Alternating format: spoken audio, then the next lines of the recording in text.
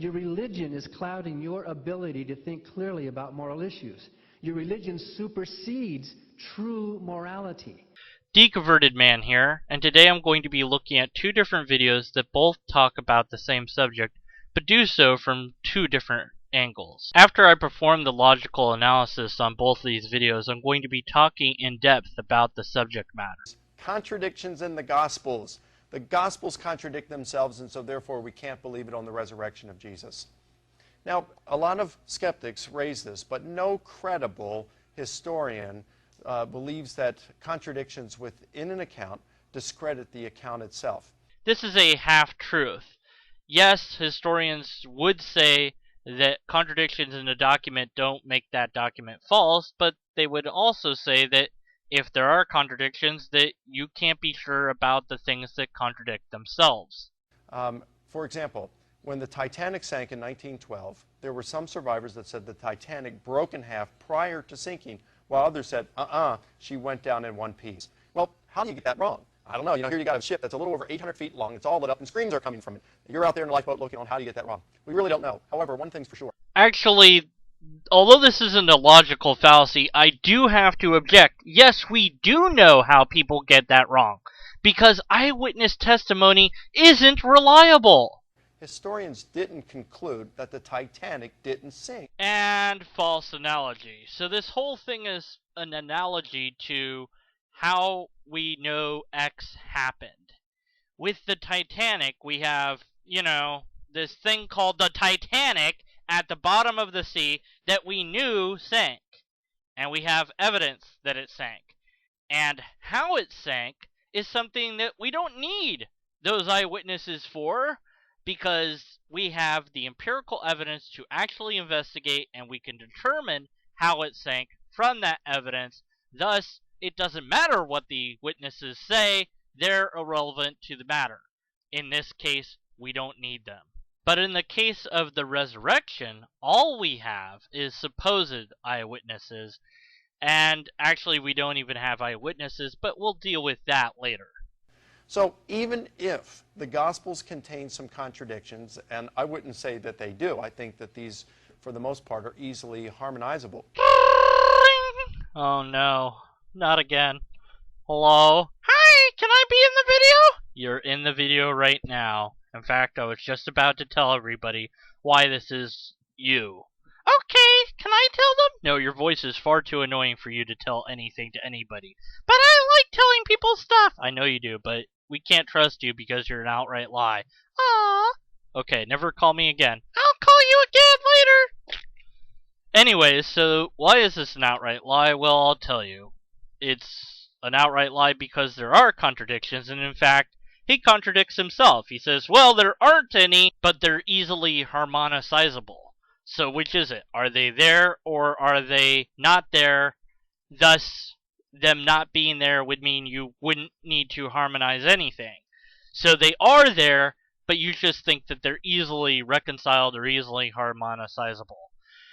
I'm not sure how in the world the number of people that went to the tomb, the time of day, the number of angels, was Jesus appearing to the disciples immediately after or way later on? Did he wait until 50 people or 500 people were gathered? Or, I don't know how all of those problems that are clearly there in the 4 different gospel accounts of this event, and by the way, one of those gospels leaves off at the death, so doesn't have much to say about the rest of it. But how would you harmonize those things? I don't know. But okay, if you need to harmonize them, then they are there, making this an outright lie. These differences in the Gospels are in the peripheral details. They're not in the core account, which the Gospels agree that Jesus died, was buried by Joseph of Arimathea, and was raised on the 3rd day and appeared to others. But they don't agree on what time that happened, how it happened, how many he appeared to, and so on.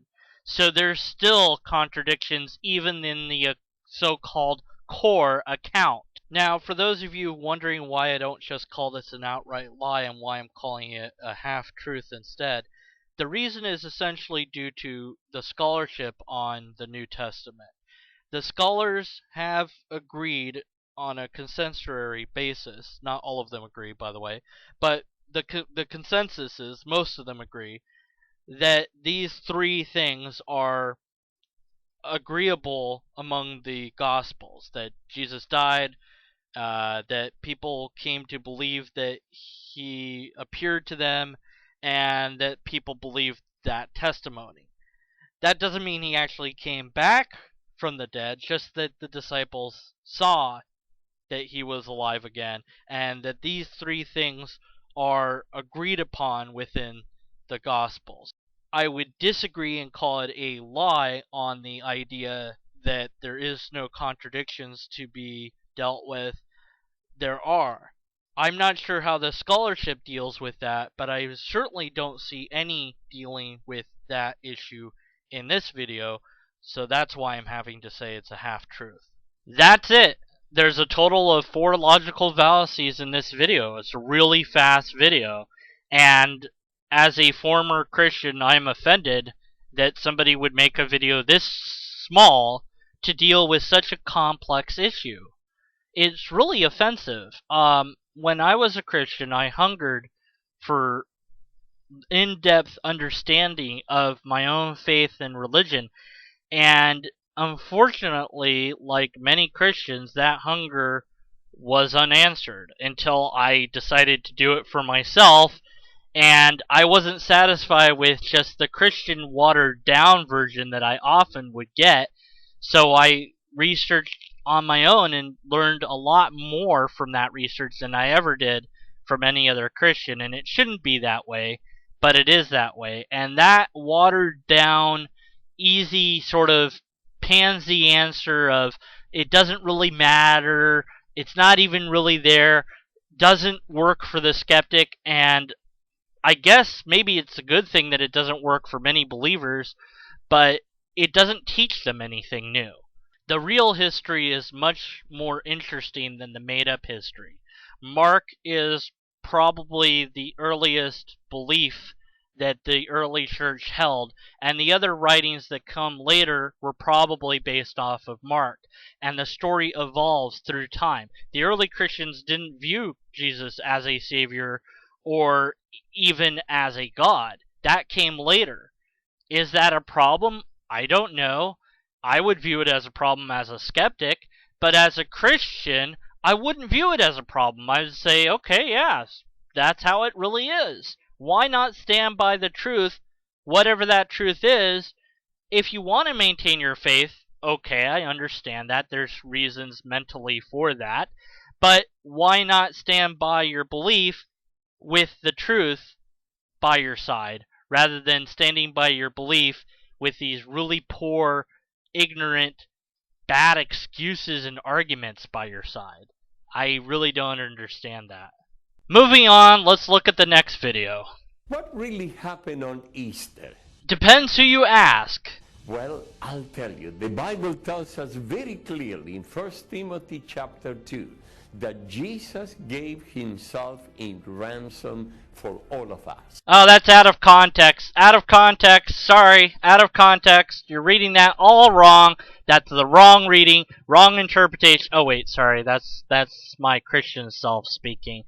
Go ahead. Tell us what happened on Easter. What we often overlook is, who did he give himself in ransom to? Is it God? Pretty sure it was God. I mean, God demanded a perfect sacrifice. I was always told it was God. Not to God. God was already on our corner. God already has sent Jesus into the world. Wait, but if God's on our side, and then he's sending Jesus, because Jesus is also God, or, well, he might not be, then wait. God has loved us when we were yet sinners. You know what?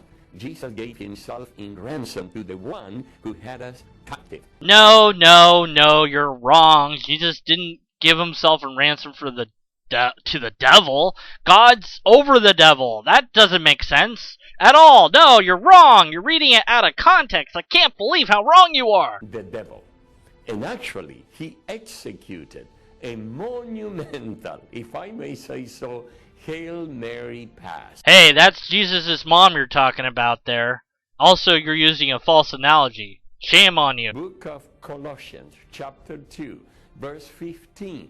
It says that the devil and his principalities and power had a weapon called the act of the decrees that was contrary to us. No. Out of context again. You're getting it wrong. Okay. Alright. I could harp on this video all day long and keep making fun of it. Both ways of, from the Christian perspective of just telling him that he's quoting out of context, and the analysis of the video, which I can't really perform, to be honest. There's only a couple of logical fallacies here. He makes a false analogy, and the rest of his video is just his own view of what happened on Easter, that Jesus gave himself in ransom to the devil, not to God, which is not what I was taught as a Christian. So either I'm wrong as a Christian or he's wrong as a Christian. And the reason why I wanted to include the video in here rather than just being humorous, that I could make fun of it, is actually to espouse upon my problem with this resurrection myth. Even the Christians themselves can't agree on what Jesus was dying for. Was he dying for our sins? Well, yes, most Christians agree upon that, but who is he dying for our sins to? God or the devil? Depends who you ask. And there's other things that Christians don't agree upon. And those are things that make it more difficult, not less, for a skeptic to overcome. You can't even agree with yourselves. Why should I believe your group has anything close to the truth? And the more intellectual Christian will say, well, yes, those are differences, and that is a problem, but we all agree on the core, but you don't agree on the core. So it's simply not true. Biblical contradictions do exist, and to say that they don't makes us more skeptical. It doesn't mean that the story as a whole is false, but it does make us skeptical of the story. A secondary issue for the skeptic is the miracle events of the Jesus figure must be taken as a myth. For all history that holds any supernatural event in it is in the myth category and has to be viewed in the same way. We can't just make a special exemption for your particular mythos. One of the counters that I've heard William Lane Craig make is that, well, you have a predisposition to believing not God, and of course if you don't believe in God, then you can't believe in miracles. But this is, of course, begging the question. Even if there is a God, it doesn't necessarily follow that any miracles are from that God, or that we're even identifying the miracles correctly. And it doesn't follow, even if there are miracles, that they're coming from God.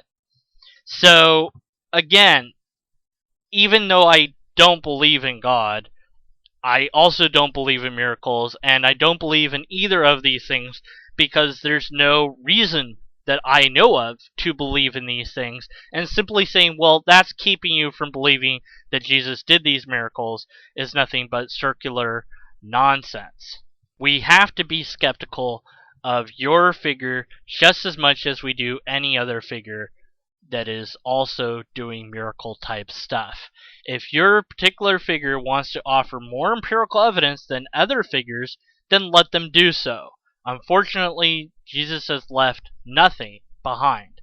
And let me cover that, actually, because that's important. We only have two sources for Jesus in history. One is called Mark, and the other one is Tacitus. More on him later, and I'm sure I mispronounced his name. Mark, we don't know who wrote Mark. Okay. What about Tacitus? Well, the years of when Jesus might have existed that Tacitus wrote are missing. We don't have those years. But in reference to Jesus, the only thing that Tacitus seems to have written is to explain where the word Christ or Christian came from the idea that there was a Christ person. He wasn't really saying that there was a Christ, he just was saying that this is the explanation for this word. We do have what we could call counterexamples to many of the historical claims made in the Gospels. For example, the Star of Bethlehem. There's no record of any celestial event of that kind. The Roman census and Jesus' birth. There's no record of a census at all. The Massacre of the Innocents. Again, no independent record except nothing except Matthew says that there was such a thing. John the Baptist killed early in the Gospels, but he actually died in the 36th century, according to Josephus. So we have a counterexample of when he really died. Then, of course, we have the death of Jesus itself, which is accompanied by a blackout of sun, earthquakes, and a rising of the dead in the Gospels, but none of those things are accounted for either by local historians or anybody else in the world. So somebody outside of the area, if there had been an earthquake, would have recorded there was an earthquake. If the sun had gone dark, somebody would have recorded the eclipse, and none of these things happened. These are all counterexamples to truth claims made in the Gospels that we know did not in fact occur, because there's no record of them. So how can we say they occurred if there's no external record to them?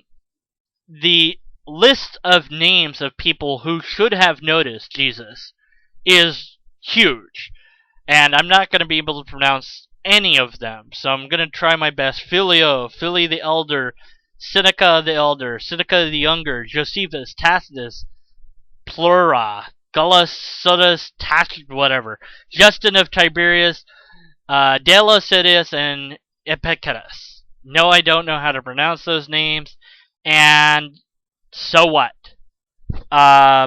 Okay, so there's an overwhelming degree of silence. So what? Evidence of absence is not absence of evidence. Right? But somebody would have noticed if any of these things was going on, but nobody said anything. That's a little bit strange to me. If we objectively look at Mark, we can see the other Gospels seem to be built upon it. Mark itself is not written as history, but is written as a narrative, and if we compare other historical writings of that same time, we can see that Mark is not being written as history, but more like a novel. And if we compare other known novels of the time, we even see that Mark's account is similar to those. We also have pagan parallels to Jesus of rising and dying gods, and pagan parallels written at the time that the books were penned about Jesus that are very identical, if not completely identical, to many of the things that Jesus did. And we can also see that a lot of the Jesus characters borrowed or stolen from the Old Testament itself and just kind of rewritten as it went along. So all of these things are reasons to be skeptical that this person even existed, let alone did any of the things that he's purported to have done. We know for a fact that humans can and do develop complex religions quickly. It only takes one person to start something. Look at Joseph Smith. We look at the Mormon Church and see how quickly it developed, and in spite of the fact that there was just no evidence for it, it still developed rather quickly, even in the face of persecution, and Joseph Smith and others did die for a lie. We know that there's a group of people living today in New York who believe the earth is flat, so humans can believe bizarre things in spite of evidence to the contrary. And of course we know that a large group of Christians disbelieve in biological evolution, even though the evidence for that is overwhelming. We can also look at cargo cults that have made religion based on cargo, of all things, and have developed a very complex system of religion based around that. So we know that humans can make up stories, and we know that humans will buy into stories, and we know that for a fact, and we have all of these reasons to be skeptical of your tale. What do you have to offer? I don't want any more logical fallacies. I really don't. I've just had it with the logical fallacies. If you can produce something, then produce it. Somebody has said, and I've heard it before, that Jesus is the most written about character in history. Well, yes, that's true. He is written about quite a lot by a lot of people, but his popularity is not the issue. The issue is, how do we know the guy even existed? That's one. Secondly, how do we know that he did any of the things that was claimed of him doing? How do we know that? We don't. We can't. There's no way to know that. The only way to know that is utter faith. That's it. Other than that, I don't know what you have, because I've researched it and I haven't found a shred of historical evidence at all. So, other than the Gospel of Mark, which itself is in doubt and questionable, your other Gospels are clearly based on that. What do you have to offer? Nothing. I've seen nothing. I have nothing. If you have no empirical evidence, you have no historical evidence, and you have what? Logical fallacies to offer me? And you expect me to believe in this? As a skeptic, I can't do it. You don't even have a logical argument. And as somebody pointed out, if you had a logical argument, what would you do? What would you do with that?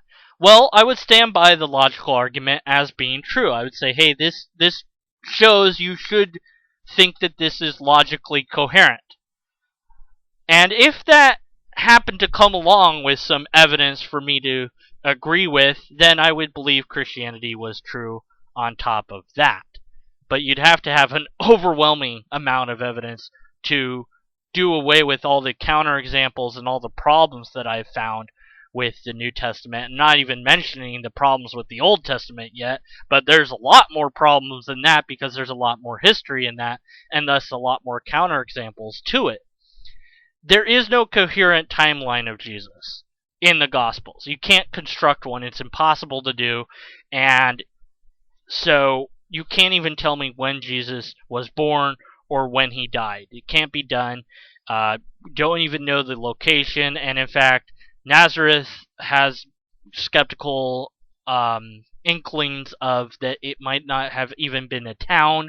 The only reason why to have Jesus in Nazareth at all is to try to align with the Old Testament prophecies, which Jesus doesn't even match up to those according to the Jewish people, and I think that they understand what they're looking for better than the Christians did.